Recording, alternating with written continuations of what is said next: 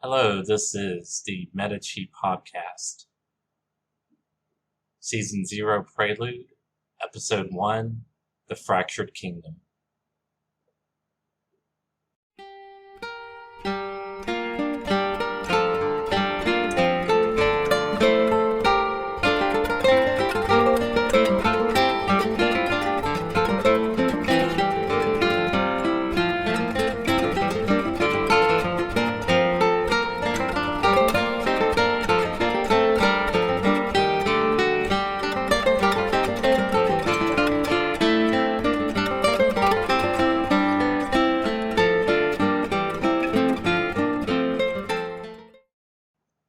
In the fall of 476, an honored prisoner arrived at a seaside fortress on the Bay of Naples, today called the Castel dell'Ovo, or, in English, Egg Castle. The prisoner is well guarded, even though he's only 16 years old, and he may have walked into his new home while dressed in silk robes. What he felt in that moment, we cannot say. Maybe he felt something like grieving or rage against his captives or some mixture of both. Personally, though, I would guess that he felt overwhelming relief. In any case, the Castel dell'Ovo was built in the 1st century BC, which were much better times for the Romans than the era the teenager found himself born into. Originally, it was intended to serve as a luxurious vacation villa, right in the heart of the Roman Republic's hottest vacation spot, the region of Campania, right on the Bay of Naples.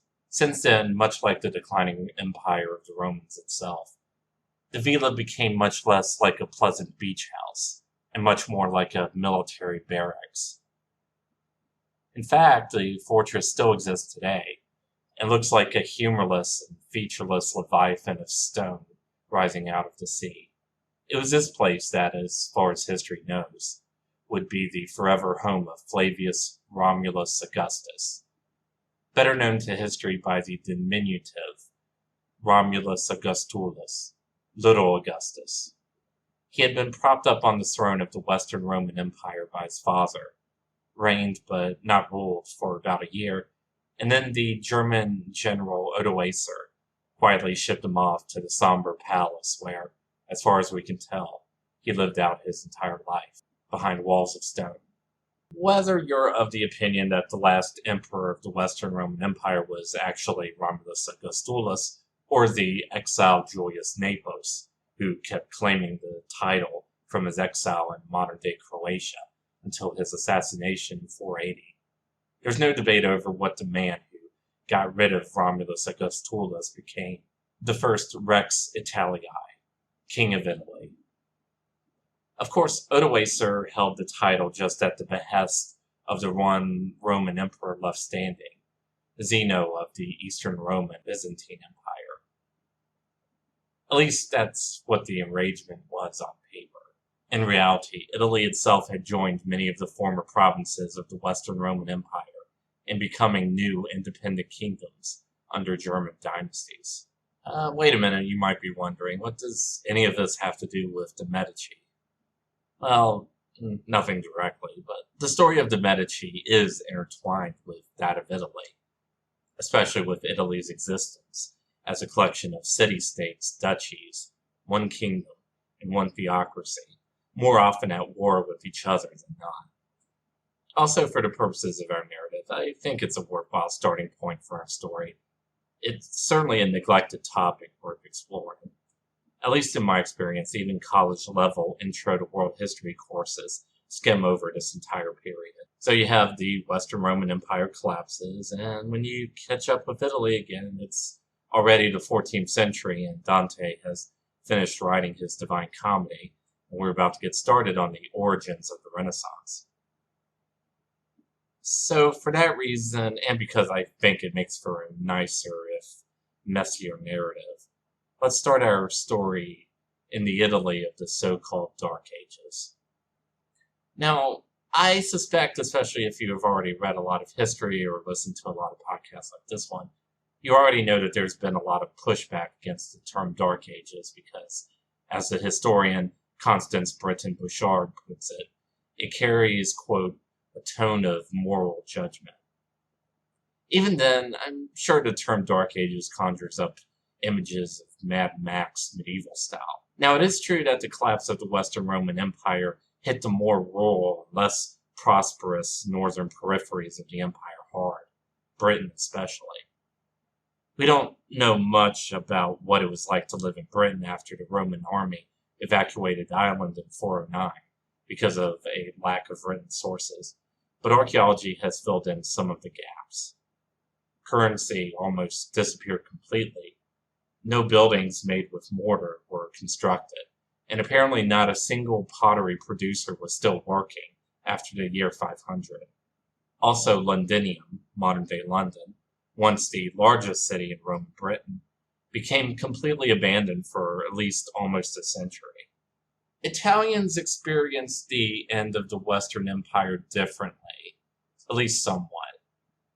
It wasn't like in Britain or most of Gaul, where suddenly instead of actual professional bureaucrats and magistrates running things, you had to work for a local warlord. And that was if you were lucky. If you weren't so lucky, he would take you or a family member for ransom or sell you into slavery instead. Sure, if you are a medieval Italian living in the city and quite well off, even you might find it way too expensive to buy precious stones or silk, or even certain spices like your grandparents used to be able to. The days of the empire's globe-trotting super rich, who, for example, might own homes in Milan and Rome, a vacation villa in North Africa, and a farm and some vineyards in Portugal, were long gone, and Rome was a much smaller place than it used to be, having possibly lost as much as 9/10 of its population out of something around 800,000 people over the course of the painful and violent 5th century. But maybe your favorite local merchant still had some trade contacts in Antioch or Alexandria, or any of the thriving cities in the Middle East, which was still the richest region of the Mediterranean world, and safely still united under the rule of someone named Emperor of the Romans. And if you lived in Rome especially, politics probably didn't look all that different. Remember, Romulus Augustulus was just quietly shipped off and replaced by someone else. Sure, the new guy was German and called himself a king rather than an emperor, but he was thoroughly Romanized, and Italy had been practically run by Germans for decades anyway. Even the Senate of Rome was still having its meetings like always.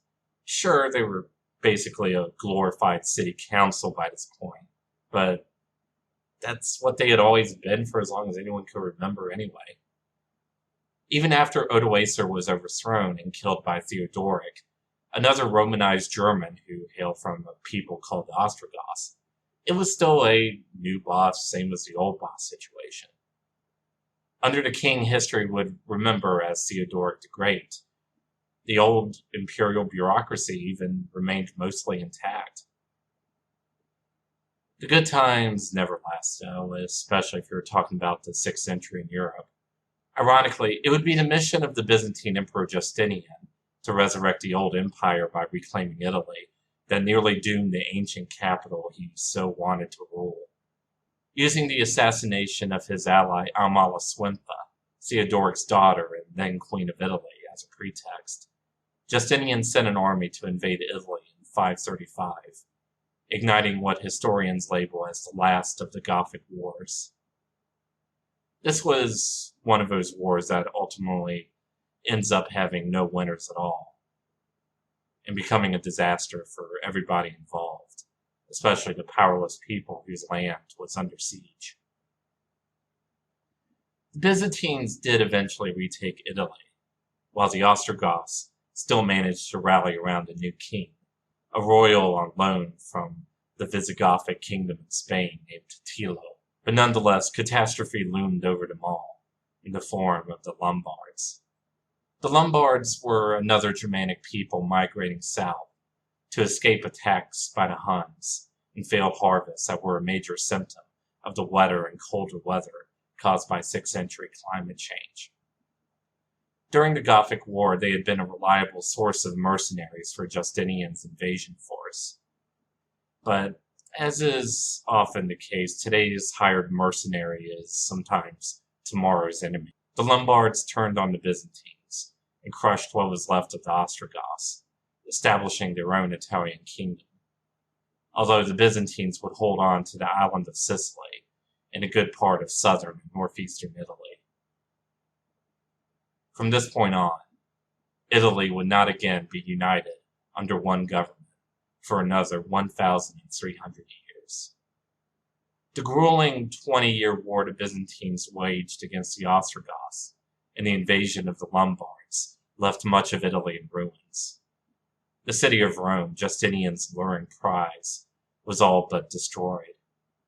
Most of the citizens had fled or died from famine caused by the sieges the city suffered. The last working aqueducts were broken and never repaired, and the neglected farmland around the city had turned into swamps. Where once there were bustling city streets, there were open fields where the remaining inhabitants let their livestock graze or grew vegetable gardens and fruit trees. It was even said that, in a fit of rage, Totilo considered completely razing even what little was left of the once great metropolis. But Rome was not the only casualty. In what is now the northeastern Italian regions of Veneto and Friuli Veneto Giulia, a few cities like Concordia and Aquileia, all of which could trace their histories back to the heyday of the Roman Empire and beyond, were completely destroyed by the Lombards. They left behind nothing but a name on a map, if that. It was the refugees from these cities, at least according to legend, who relocated to the lagoon to the south of their former homes and started what would become the city of Venice, which, spoilers, will become a major character much later in our story. For now, the Lombards didn't get to enjoy the spotlight for all that long before they were knocked off the stage by the Carolingians, a dynasty that came to power in what, for the sake of convenience, I'll call France, and founded an empire that stretched from what is now northeastern Spain to Croatia.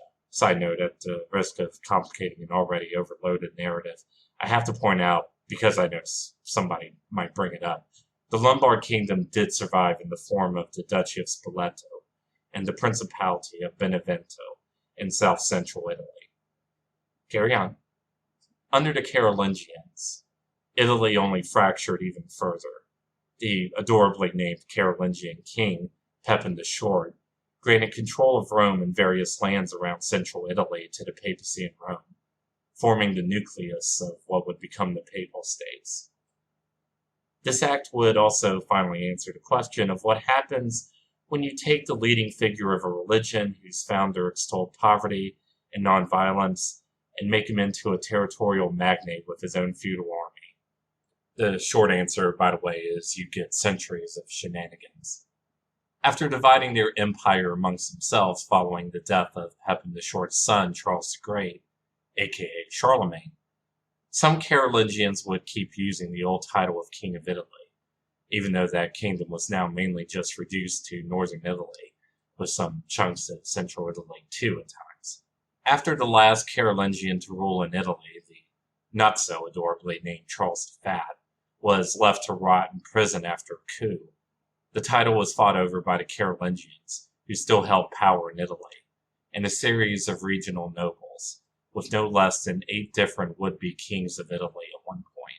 Now, after rushing through about 200 or so years of history, I want to take a moment to say that if you're ever abducted by a demented Time Lord who wants to force you to live in the European Dark Ages, but you at least get to choose which country you have to live in, you'd probably want to pick Italy. All through this period of invasions, counter-invasions, political fracturing, and chaos, northern Italy actually did pretty well for itself.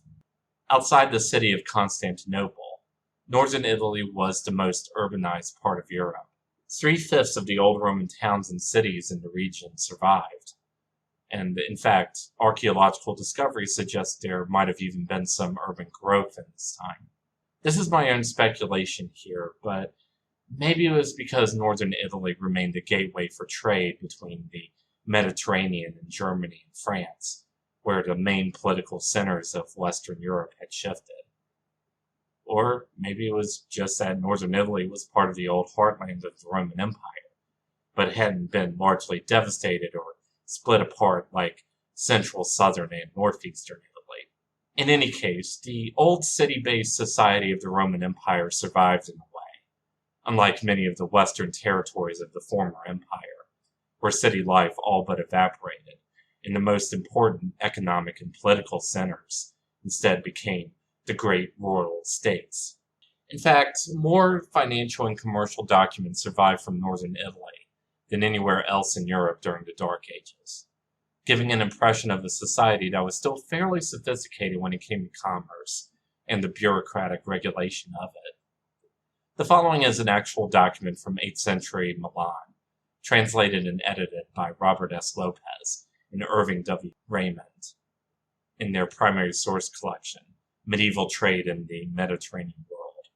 It has a bit of a ring of modern bureaucracy to it, although the subject of the document, as you'll see, will give you a sharp reminder that we're still talking about a time period very, very different from our own. In the 13th year of the reign of our Lord, most excellent man, King Luitprand, on the 8th day before the Ides of June, 8th indiction, good fortune, I, Faustino, notary by royal authority, wrote this document of sale, invited by Ermedruda, honorable woman, daughter of Lorenzo, acting jointly with consent and will of that parent of hers, and being the seller.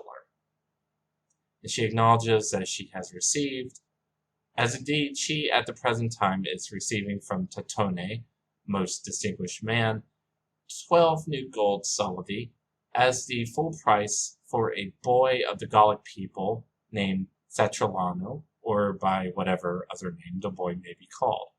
And she declared that it had come to her from her father's patrimony. And she, acting jointly with her aforesaid father, promises from this day to protect that boy against all men on behalf of the buyer. And if the boy is injured or taken away, and they are in any way unable to protect it against all men, they shall return the solidi in the double to the buyer, including all improvements in the object. Done in Milan in the day, reign, and in the 8th indiction mentioned above. The sign of the hand of Ermedruda, honorable woman seller, who declared that she sold the aforesaid Frankish boy of her own goodwill with the consent of her parent, and she asked this sale be made. The sign of the hand of Lorenzo, honorable man, her father, consenting to the sale. The sign of the hand of Theoporto, honorable man, maker of cuirasses, son of the late Giovanacci, relative of the same seller, in whose presence she proclaimed that she was under no constraint, giving consent. The sign of the hand of Ratchis, honorable woman, frank witness. Antonino, devout man, invited by Ermedruda, honorable woman, and by her father, giving his consent, undersigned as a witness to this record of sale. I, the above Faustino, writer of this record of sale, after delivery, gave this record. Now imagine trying to rule as a feudal monarch over a society where the warrior nobles out in the countryside, who are supposed to help prop you up, don't actually have that much money and power, but the cities do. What this means is if you want or need a little war, you can't just pop over to your top magnate's territory and ask him and his followers to come fight for you because they swore an oath of fealty. And, oh yeah, there will be plenty of glory and loot to be had too. No, instead you had to go to these cities, hat or crown in hand, and haggle with the leading citizens for cash and soldiers. And the cities weren't just going to handle that over, King no. For just one example, King Berengar I of Italy had to go begging the cities to help fund the defense of his kingdom from the raids of the Magyars, better known to you if you're in the English-speaking world as the Hungarians. In exchange, Berengar had to give up special rights, privileges, and lands to the cities or their individual leaders. And the really annoying thing about rights, privileges, and lands is they're much harder to take back than to give away. The cycle of needing to chip away at your own power base as king in order to get the support you need to go to war would not end with him either. So that's the more wider view, historian-y explanation for why we don't have a unified independent kingdom of Italy for that long, relatively speaking. But a more dramatic explanation boils down to the young pope. Not the one played by Jude Law, but the real young pope, or to go by his papal title, Pope John XII. He was the illegitimate only son of the nobleman Alberic of Spoleto, at the time the de facto ruler of Rome, who had handpicked the last 5 popes. When he realized that he was about to be killed by the fever he was suffering, he gathered together the top citizens of Rome and made them swear over the tomb of St. Peter that they would elect his son, who had just been ordained into the clergy, as the next pope. They readily agreed. The fact that Octavian was only 18 at the time was incidental. Their motives are unclear, but they did elect Octavian and made him pope in 955. There just aren't that many sources about this pope, and the only chronicler of his pontificate was Bishop Liutprand of Cremona, who absolutely loathed the kid. In fact, Liutprand alleges the following about the young pope. Gambled using the church's money, and, maybe even worse, would invoke the aid of Venus and Jupiter while rolling the dice. Women on pilgrimage were afraid to visit St. Peter's because they had reason to believe they would be sexually assaulted by the Pope. Made his mistress Anna the governor of one of the cities in the Papal States. Castrated and killed a subdeacon. Slept with his niece and his late father's former concubine. Had his political enemies' tongues torn out and their fingers and noses cut off. Ordained unqualified men as bishops in exchange for bribes. Never made the sign of the cross. As you might expect, even though he was a contemporary of Pope John's, Liutprand's account should be taken with a grain of salt, especially given his obvious political bias against Pope John XII. That said, it's hard to imagine a teenager who got made pope for cynical political and dynastic reasons wouldn't have at least a few peccadillos, even if he wasn't actually a horrific rapist. At the very least, it can be said with certainty that Pope John XII was guilty of having some really terrible political instincts. Berengar II, the latest man to claim the title of King of Italy, as well as the now practically empty title of Emperor, was invading territory belonging to the Papal States. So the Pope sent a plea for help to Germany. Now, since the line of the Carolingian family ruling Germany had died out, the most powerful magnates of Germany started electing the next king of Germany from among their own number. The second king they chose was Heinrich the Fowler, the Duke of Saxony. After his death in 936, his son managed to get elected to succeed him as King Otto. Otto had clashed with Berengar II before, so he must have seemed like a good choice to be the papacy's protector, at least for the time. Indeed, Otto would soundly beat Berengar again, and had him imprisoned in a Bavarian castle, where he would die in captivity. In exchange, on February 962, the Pope crowned Otto and his wife Adelaide of Burgundy as Emperor and Empress.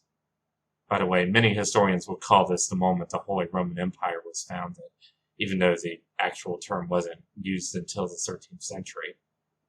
That's the kind of compromise with semantics you have to make when you do history. And anyway, I really like having the Holy Roman Empire inaugurated by a top contender for the title of unholiest pope in history. It's things like that that make me love the subject. Anyway, as soon as Otto was making his way back across the Alps, Pope John two-timed Otto and offered the crown of Italy and the title of emperor instead to Berengar's son, Adalbert.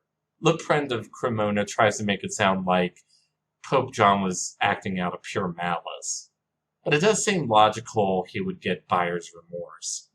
Maybe he learned something that convinced him that Otto was as much a threat to the Papal States as Berengar ever was, or he realized that with Berengar gone, he was seriously lacking in leverage against the new emperor. Whatever his reasoning, though, Pope John badly miscalculated. Otto was free to turn around with his army back to Rome and put the Pope on trial before a papal synod, whose participants included our not-so-trusty narrator, Liutprand of Cremona. Pope John refused to dignify the trial with his presence, but Otto and the bishops pressed on with the charges of sexual deviance, blasphemy, and corruption. According to Liutprand, Otto even wrote to the Pope, begging him to appear. His only response was a letter addressed to the Synod itself, declaring, quote, "Bishop John, to all the bishops, we hear that you wish to make another pope. If you do, I excommunicate you by Almighty God, and you have no power to ordain no one or celebrate Mass." Allegedly, the Synod's reply was, quote, "We always thought, or rather believed, that two negatives made an affirmative, if your authority did not weaken that of the ancient authors." Anyway, the Synod, under pressure from the Emperor, made the superintendent of Rome's scribal schools, Pope Leo VIII. Despite the problems with John XII, the new Pope Leo VIII was a layperson who had to be fast-tracked to the ranks of the Church before he could be invested with papal authority.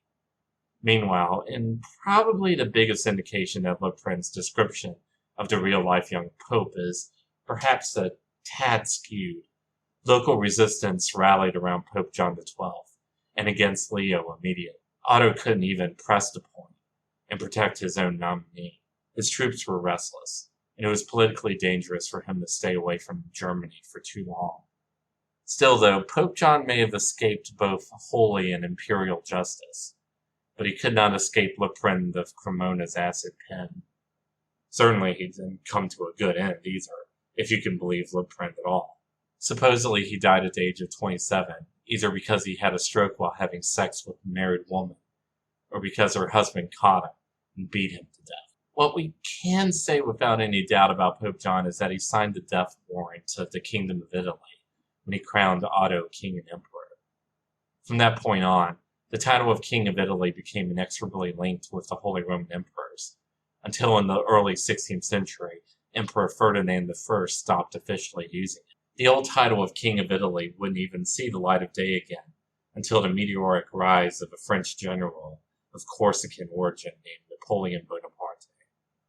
But now we're really jumping ahead of where we're supposed to go. The point is, a royal title and a dollar will just get you a Coke if you don't actually have the territorial control to back it up. Otto already got a taste of this lesson when he found he couldn't risk an extended Italian workcation to force the Pope back in line.